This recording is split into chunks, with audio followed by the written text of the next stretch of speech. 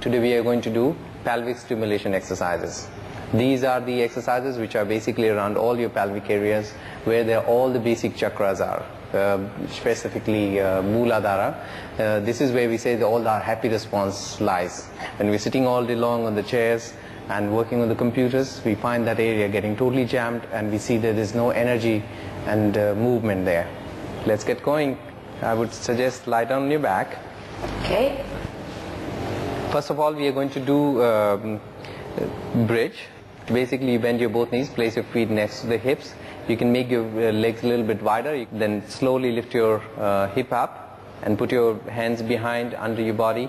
Support your back as much as possible. Here we see that how much the pelvic tilt is coming up. This is where you will see that slowly the mobility in that area starts. If you're already very stiff, so you need to be a bit careful about that. Bring your hip down. Slowly, come down slowly. Bring your hands down, let the hip come down. You do 2-3 times, just bringing your hip up and down so that you don't get any catch on your lower back. Breathe in, lift up again. Bring your feet a bit closer to your body, legs are a little wider. That gives you more movement.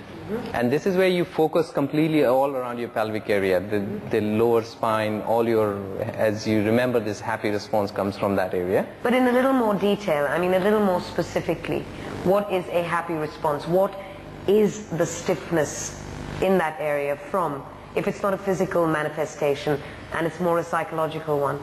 In our body we have two different nervous systems. One is sympathetic, the other one is parasympathetic system.